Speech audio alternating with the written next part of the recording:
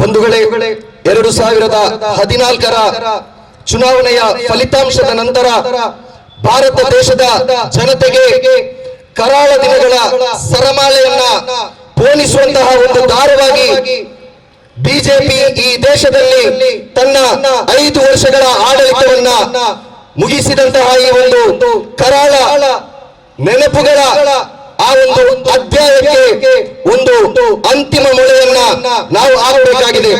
ಬಹುಶಃ ಅಂತಹ ಒಂದು ಶಕ್ತಿ ಈ ದೇಶದಲ್ಲಿ ಇರುವಂತದ್ದು ಅದು ಹೋರಾಟಗಾರರಿಗೆ ಮಾತ್ರ ಅನ್ನುವಂತಹ ಸತ್ಯವನ್ನ ನಾವು ತಿಳ್ಕೊಳ್ಬೇಕಾಗಿದೆ. ಈಗಾಗಲೇ ದಲಿತ ಸಹೋದರ ಬಿಆರ್ ಭಾಸ್ಕರ್ ಪ್ರಸಾದ್ ಅವರು ಹೇಳಿದ ಹಾಗೆ ದಲಿತ ಮತ್ತು ಮುಸ್ಲಿಂ ಸಮುದಾಯದ ಒಂದು ಐಕ್ಯತೆಯ ರಾಜಕೀಯ ವ್ಯವಸ್ಥೆಯನ್ನಾಗಿರ್ತದೆ ಇವತ್ತು ದೇಶ ಎದುರು ನೋಡುತ್ತಿರುವಂತದ್ದು. ಬಹುಶಃ ಮುಂದಿನ ದಿನಗಳಲ್ಲಿ ಅಂತಹ ಐಕ್ಯವಾದಂತಹ ಒಂದು ರಾಜಕೀಯ ವ್ಯವಸ್ಥೆ ಈ ದೇಶದಲ್ಲಿ ಉದಯಿಸಿ ಬರಲಿಕ್ಕಿದೆ. ದಕ್ಷಿಣ ಕನ್ನಡ ಜಿಲ್ಲೆಯ ಬಗ್ಗೆ ನಾವು ಮಾತನಾಡುವುದಾದರೆ, ದಕ್ಷಿಣ ಕನ್ನಡ ಜಿಲ್ಲೆಯಲ್ಲಿ ಮುಸ್ಲಿಂ ಸಮುದಾಯದ ನೋವು ಭರಿತವಾದಂತಹ ರಕ್ತಗಳು ಸುರಿಯುತ್ತಿರುವಂತಹ ಸಂದರ್ಭಗಳಲ್ಲಿ ಖಂಡಿತವಾಗಿಯೂ ಸೋಷಿಯಲ್ ಡೆಮಾಕ್ರೆಟಿಕ್ ಪಾರ್ಟಿ ಆಫ್ ಇಂಡಿಯಾಕ್ಕೆ ಸುಮ್ಮನೆ ಕೈ ಕಟ್ಟಿ ಕೂರಲಿಕ್ಕೆ ಸಾಧ್ಯ ಇಲ್ಲ. ನೀವು ನಮ್ಮ ಮೇಲೆ ಮಾಡುವಂತಹ ಪದೇ ಪದೇ ಮಾಡುವಂತಹ ಅವಮಾನಗಳನ್ನ ಸಹಿಸಲಿಕ್ಕೆ ಸಾಧ್ಯ ಇಲ್ಲ. ಈ ಕಾರಣಗಳಿಗೋಸ್ಕರ social democratic party of India ತನ್ನ ಅಭ್ಯರ್ಥಿಯನ್ನ ಕಣಕ್ಕಿಳಿಸಿದೆ. ಖಂಡಿತವಾಗಿಯೂ ಜಯಗಳಿಸುತ್ತೇವೆ ಅನ್ನುವಂತಹ ನಂಬಿಕೆ ನಮಗಿದೆ. ಭಾರತ ದೇಶದ ಸ್ಥಿತಿಗತಿಯ ಬಗ್ಗೆ ಇಲ್ಲಿ ಹೇಳಿದ್ರು. ಭಾರತ ದೇಶದ ಸ್ಥಿತಿಗತಿ ಹೇಗೆ ಇದೆ ಅಂತ ಹೇಳಿದ್ರೆ, ಬಡ ಜನತೆ ತುಂಬಿ ತುಳುಕುತ್ತಿರುವಂತಹ ಶ್ರೀಮಂತ ರಾಷ್ಟ್ರ ಆಗಿದೆ ಭಾರತ ದೇಶ. ಈ ದೇಶದಲ್ಲಿ ಅದೆಷ್ಟೋ ಜನರು, ಸುಮಾರು 18 ಕೋಟಿ ಜನರು ಬಡತನ ರೇಖೆಗಿಂತ ಕೆಳಗಿದ್ದಾರೆ. 27 ಕೋಟಿ ಜನರ ದೈನಂದಿನ ಸಂಪಾದನೆ ಕೇವಲ 120 ರೂಪಾಯಿ ಆಗಿದೆ. 20% ಜನರು ಪೌಷ್ಟಿಕಾಂಶದ ಕೊರತೆಯಿಂದ ಬಳಲುತ್ತಾ ಇದ್ದಾರೆ. 51% ಮಹಿಳೆಯರು ರಕ್ತಹೀನತೆಯ ಸಮಸ್ಯೆಯಿಂದ ಬಳಲುತ್ತಿರುವಂತಹ ಇದೇ ಭಾರತ ದೇಶದಲ್ಲಿ ಮುಖೇಶ್ ಅಂಬಾನಿ ಮಾತ್ರ ಆಗಿರ್ತದೆ.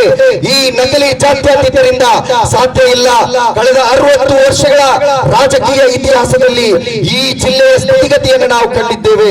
ಈ ಜಿಲ್ಲೆಯಲ್ಲಿ ದೊಡ್ಡ ದೊಡ್ಡ ಕಂಪನಿಗಳು ಬಂದು, ಆಸ್ಪತ್ರೆಗಳು ಬಂದು, ಆದ್ರೆ ಅದರ ಫಲವನ್ನ ಈ ಜಿಲ್ಲೆಯ ಜನತೆಗೆ ಉಳ್ಳಿಕ್ಕೆ ಯಾವ ರಾಜಕಾರಣಿಗಳು ಕೂಡ ಅವಕಾಶವನ್ನ ಮಾಡಿಕೊಡಲಿಲ್ಲ. ಕೇಂದ್ರ ಸರ್ಕಾರದಿಂದ ಬಿಡುಗಡೆ ಆಗುವಂತಹ ಕಡಲ್ ಕೊರೆತದ ಹೆಸರಿನಲ್ಲಿ ಬಿಡುಗಡೆ ಆಗುವಂತಹ ಅದೆಷ್ಟೋ ಸಾವಿರಾರು ಕೋಟಿ ರೂಪಾಯಿಗಳನ್ನ ಕುಡಿ ನುಂಗಿ ನೀರು ಕುಡಿದಂತಹ ಈ ಸಂಸದರೊಂದಿಗೆ ನಮ್ಗೆ ಕೇಳಲಿಕ್ಕಿದೆ, ದಕ್ಷಿಣ ಕನ್ನಡ ಜಿಲ್ಲೆಗೆ ನೀವು ಕೊಟ್ಟಂತಹ ಕೊಡುಗೆ ಏನು? ಒಂದು ಫ್ಲೈಓವರ್ ಮಾಡಲಿಕ್ಕೆ ಸಾಧ್ಯ ಆಗದಿಂದ ನಿಮ್ಮಿಂದ ಏನನ್ನು ಕೂಡ ಮಾಡಲಿಕ್ಕೆ ಸಾಧ್ಯ ಇಲ್ಲ. ಸಂಸದರೇ, ನೀವು ಆ ಅಧಿಕಾರದ ಕುರ್ಚಿಯಿಂದ ಇಳಿಯುವಂತಹ ದಿನಗಳು ಹತ್ತಿರ ಬರ್ತಾ ಇದೆ. ಈ ಜಿಲ್ಲೆಗೆ ನೀವು ಹಚ್ಚಿರುವಂತಹ ಬೆಂಕಿಯನ್ನ ನಂದಿಸುವಂತಹ ಒಂದು ದಿನಗಳು ಬರ್ತಾ ಇದೆ. ಬಹುಶಃ ಇಲಿಯಾಸ್ ಮೊಹಮ್ಮದ್ ತುಂಬೆ ಅವರು ಆ ಕೆಲಸವನ್ನ ಇಲ್ಲಿ ಮಾಡಲಿಕ್ಕೆ ಸಜ್ಜಾಗಿ ನಿಂತಿದ್ದಾರೆ. ನಿಮ್ಮ ಅದೆಷ್ಟೋ ಹಗರಣಗಳನ್ನ ಮುಚ್ಚುವಂತಹ ಪ್ರಯತ್ನವನ್ನ ನೀವುಗಳು ಮಾಡಬಹುದು. ಆದ್ರೆ ಅದನ್ನ ಮುಚ್ಚದೆ ಜಗಚ್ಚಾಹಿರಗೊಳಿಸಲಿಕ್ಕೋಸ್ಕರ ಸೋಷಿಯಲ್ ಡೆಮಾಕ್ರೆಟಿಕ್ ಪಾರ್ಟಿ ಆಫ್ ಇಂಡಿಯಾದ ಈ ಒಂದು ಸ್ಪರ್ಧೆ ಅನಿವಾರ್ಯವಾಗಿದೆ. ಬಂಧುಗಳೇ, ನಕಲಿ ಜಾತ್ಯತೀತರಿಗೆ ನಾನು ನೆನಪಿಸಲಿಕ್ಕೆ ಇಷ್ಟಪಡ್ತಾ ಇದ್ದೇನೆ, ನಿಮ್ಮ ರಾಜಕೀಯ ದಾಹಕ್ಕೋಸ್ಕರ ಮುಸ್ಲಿಂ ಸಮುದಾಯದ ಅದೆಷ್ಟೋ ಮುಸ್ಲಿಂ ರಾಜಕಾರಣಿಗಳು ನಿಮ್ಮ ರಾಜಕೀಯ ತಾಳಕ್ಕೆ ಈ ಜಿಲ್ಲೆಯಲ್ಲಿ ಬಲಿಯಾದ್ರು.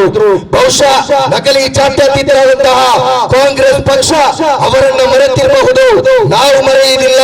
ತಾಲೂಕ್ ಪಂಚಾಯತ್ ಅಧ್ಯಕ್ಷರಾಗಿರ್ತಕ್ಕಂತಹ MD ಅಬ್ದುಲ್ ಜಬ್ಬಾರ್ ರವರ ರಾಜಕೀಯ ಹತ್ಯೆಯನ್ನ, ಹಮೀದ್ ಮಲ್ಲೂರ್ ರವರ ರಾಜಕೀಯ ಹತ್ಯೆಯನ್ನ, ಅದೇ ರೀತಿ ಸಂಗಬೆಟ್ಟು ಅಬ್ದುಲ್ ರಹಮಾನ್ ರವರ ಹತ್ಯೆಯನ್ನ, ಜಲೀಲ್ ಕರೋಪಾಡಿ ಅವರ ಹತ್ಯೆಯನ್ನ ಒಂದು ಸಂದರ್ಭದಲ್ಲೂ ಕೂಡ ನಮ್ಗೆ ಬರಲಿಕ್ಕೆ ಸಾಧ್ಯ ಇಲ್ಲ.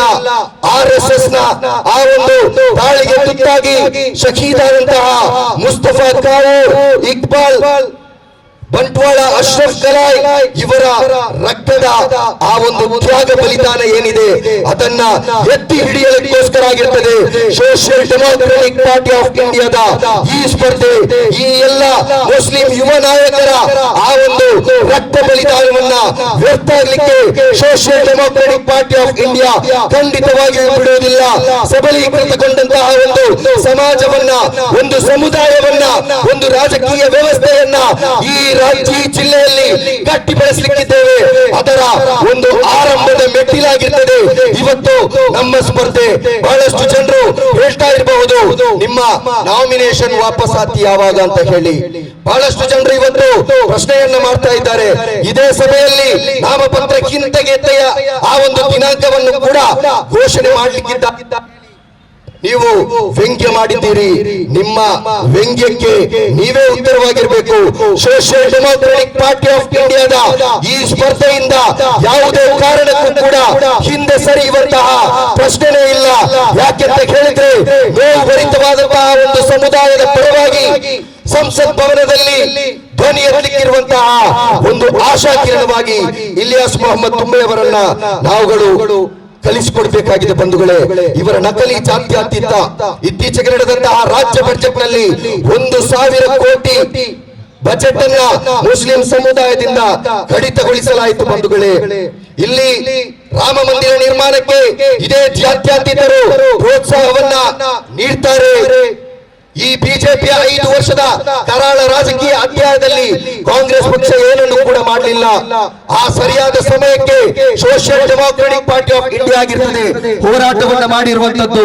ಅಚ್ಚೇ ದಿನ್ ಕಿ ಸಚ್ಚಾಯಿಯಿಂದ ಹಿಡಿದು ದ್ವೇಷ ರಾಜಕೀಯವನ್ನ ನಿಲ್ಲಿಸಿ ಅನ್ನುವಂತಹ ಅಭಿಯಾನದ ಒಳಗೆ ಬಹಳಷ್ಟು ಹೋರಾಟಗಳನ್ನ ನಾವು ಮಾಡಿದ್ದೇವೆ. ಖಂಡಿತವಾಗಿಯೂ ಸೋಷಿಯಲ್ ಡೆಮೋಕ್ರೆಟಿಕ್ ಪಾರ್ಟಿ ಆಫ್ ಇಂಡಿಯಾದ ಉದ್ದೇಶ ಏನು, ನೀವು ಸ್ಪರ್ಧೆ ಮಾಡುವಂತಹ ಉದ್ದೇಶ ಏನು ಅಂತ ಕೇಳಿ ಬಹಳಷ್ಟು ಜನರು ಕೇಳ್ತಾ ಇರಬಹುದು.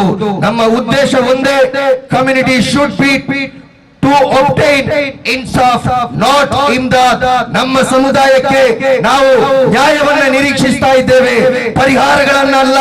ಸರ್ಕಾರದಿಂದ ಯಾವುದೇ ಪರಿಹಾರಗಳು, ಯಾವುದೇ ಅನುದಾನಗಳು ನಮ್ಮ ಸಮುದಾಯಕ್ಕೆ ಸಿಗದಿದ್ರೂ ಪರವಾಗಿಲ್ಲ. ನಮ್ಗೆ ನಮ್ಮ ಸಮುದಾಯಕ್ಕೆ ಸಿಗಬೇಕಾದಂತಹ ಹಕ್ಕುಗಳನ್ನ, ನ್ಯಾಯಗಳನ್ನ ನೀವು ನಮಗೆ ನೀಡಲೇಬೇಕು. ಆ ನೀಡುವವರೆಗೂ ಕೂಡ ನಮ್ಮ ಹೋರಾಟಗಳು ಮುಂದುವರಿತಲೇ ಇರ್ತದೆ. ಖಂಡಿತವಾಗಿಯೂ ಅದು ರಾಜಕೀಯ ಹೋರಾಟ ಆಗಿರಬಹುದು ಅಥವಾ ಬೀದಿಗೆ ಇಳಿದು ಮಾಡುವಂತಹ ಹೋರಾಟಗಳಾಗಿರಬಹುದು. ನಾವು ಒಂದು ಸಿದ್ಧಾಂತವನ್ನ ನಂಬಿಕೊಂಡವರು ಇಲ್ಲಿರತಕ್ಕಂತಹ ಎಲ್ಲರೂ ಮುಂದಿನ ದಿನಗಳಲ್ಲಿ ಅದೇ ಸಿದ್ಧಾಂತವನ್ನ ನೆಚ್ಚಿಕೊಳ್ಬೇಕಾಗ್ತದೆ. ಚೀನಾ ಹೇತೋ ಮರ್ನ ಸೀಕೋ, ಕದಂ ಕದಂ ಪರ್ ಲಟ್ನ ಸೀಕೋ. ಚೀನಾ ಹೇತೋ ಮರ್ನ ಸೀಕೋ, ಕದಂ ಕದಂ ಪರ್ ಲಟ್ನ ಸೀಕೋ ಅನ್ನುವಂತಹ ಘೋಷಣೆಗಳು ನಮ್ಮ ಘೋಷಣೆಗಳಾಗ್ತದೆ ಅಂತ ಹೇಳಿದ್ರೆ ಖಂಡಿತವಾಗಿಯೂ ಈ ಸಮುದಾಯ ಎಷ್ಟೇ ದೊಡ್ಡ ಶಕ್ತಿಯ ಮುಂದೆಯೂ ಕೂಡ ತಲೆಬಾಗಿಸಲಿಕ್ಕಿಲ್ಲ. ಖಂಡಿತವಾಗಿಯೂ ನಾವು ಸೋಲುವವರಲ್ಲ. ಇಲ್ಲ, ನಾವು ಸೋಲಲ್ಲ, ಅಂತಿಮ ವಿಜಯ ನಮಗೆಲ್ಲ. ಇಲ್ಲ, ನಾವು ಸೋಲಲ್ಲ, ಅಂತಿಮ ವಿಜಯ ನಮಗೆಲ್ಲ. ಇಲ್ಲ, ನಾವು ಸೋಲಲ್ಲ, ಅಂತಿಮ ವಿಜಯ ನಮಗೆಲ್ಲ. ಜೈ ಇಂಡಿಯಾ, ಜೈ SDP.